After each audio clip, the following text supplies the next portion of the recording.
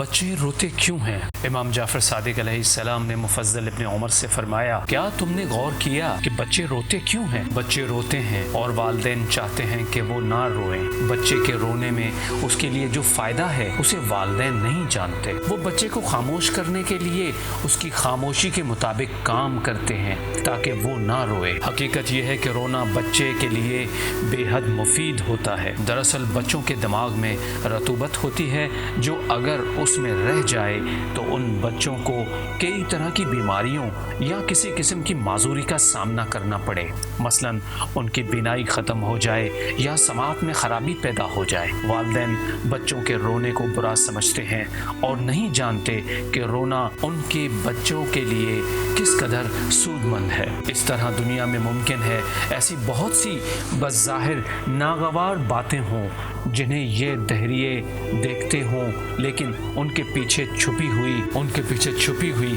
اللہ تعالیٰ کی مصلحتوں اور ان کے فائدوں کو نہ جانتے ہوں۔ اگر وہ ان باتوں کو سمجھتے اور ان کے فائدوں کو سمجھتے تو اپنی کم علمی کے سبب یہ نہ کہتے کہ اس میں کوئی فائدہ نہیں ہے۔ بہرحال جن باتوں کو یہ دہریے نہیں جانتے انہیں اللہ کی معرفت رکھنے والے جانتے ہیں۔